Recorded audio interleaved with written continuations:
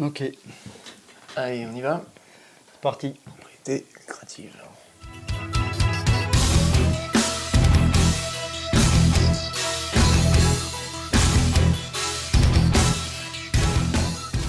Bonjour à tous. Salut. Un point essentiel de notre soumission au modèle capitaliste, c'est la propriété lucrative. Grâce à la propriété lucrative, tous les jours, nous nous soumettons au modèle capitaliste. Et qu'est-ce que c'est? C'est tout simplement de croire que posséder quelque chose, avoir un patrimoine, quel qu'il soit, ça génère de la valeur. Et pourtant, c'est totalement faux. Et oui, c'est faux, parce que le propriétaire lucratif, donc propriétaire d'une usine, des moyens de production, il va mettre des gens au travail dans l'usine avec les machines, et il va donc récupérer une partie de la valeur qui sera produite sur ce lieu de travail. C'est donc pas lui qui génère cette valeur, hein. Il est obligé de mettre des gens au travail, et lui, en tant que propriétaire, c'est le droit de propriété lucrative, va piquer une partie de la valeur. Alors on appelle ça propriété lucrative, vous entendrez aussi parler de propriété privée des moyens de production selon les gens qui parlent, mais c'est la même chose. Ce qu'il faut bien comprendre, c'est essentiel, c'est qu'il y a une seule chose qui peut générer de la valeur, c'est le travail. Avoir comme propriété un outil de production, alors ça peut être, je sais pas quoi, une machine-outil dans une... si vous la laissez toute seule, la machine-outil, elle rapporte pas de valeur. Il faut qu'on mette un travailleur dessus. C'est pour ça qu'on dit que le propriétaire donc, extorque de la valeur sur le travail d'autrui. C'est ça, exploiter le travail d'autrui, c'est avoir un travailleur qui fait son travail et on prend la valeur dessus. Et donc il y a un moyen de lutter contre la propriété lucrative, c'est au contraire de généraliser la copropriété d'usage. Exactement, la copropriété, donc tout le monde va être propriétaire finalement, c'est-à-dire les travailleurs eux-mêmes seront propriétaires des moyens de production, donc du lieu et des outils, et qui vont donc devenir souverains de la production, et non plus le propriétaire unique. Parce que le propriétaire unique, le propriétaire lucratif, c'est lui qui décide de tout. Vous comprenez bien que si c'est lui qui possède l'outil de travail, il va décider de comment doit être fait le travail, dans quel ordre, etc.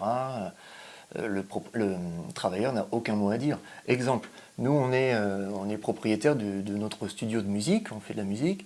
Bon, comme on en est propriétaire, on choisit la musique qu'on joue, on choisit comment on l'enregistre, quels instruments, on choisit même à l'heure à laquelle on commence, à l'heure à laquelle on termine.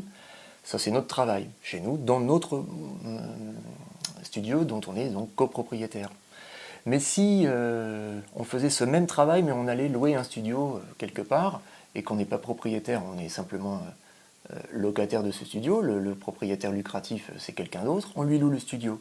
Là, on aurait peut-être des contraintes qu'on n'a pas ici, on va nous dire de faire telle musique, de la jouer plutôt comme ci, de la mixer plutôt comme ça, de commencer à telle heure, finir à telle heure. C'est le rôle d'un producteur, quoi. Le rôle du producteur, voilà. Donc, je suis sûr que là, je prends l'exemple de la musique, mais on aurait pu en prendre d'autres, ça doit faire appel chez vous, ça doit faire écho, ou dans votre entourage, quand on est soumis à un propriétaire lucratif, on est soumis tout court.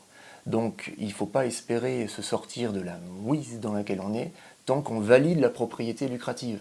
Parce que c'est ça le problème, alors sans juger les personnes, mais on peut à un petit niveau être propriétaire lucratif.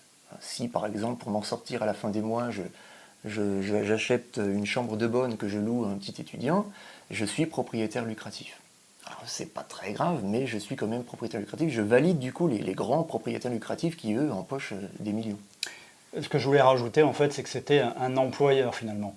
Donc, à ne pas confondre quand même, parce que souvent il y a la confusion qui est faite, à ne pas confondre avec un directeur, un manager, quelqu'un qui dirige un collectif, ça n'a rien à voir. Voilà, c'est le propriétaire, lui ne travaille pas du tout sur le lieu de travail et n'a que faire finalement de la production qui est faite. Lui, ce qu'il regarde, en fait, c'est s'il y a du profit de fait, et le reste, ça ne l'intéresse pas du tout, même si la valeur d'usage est complètement délétère.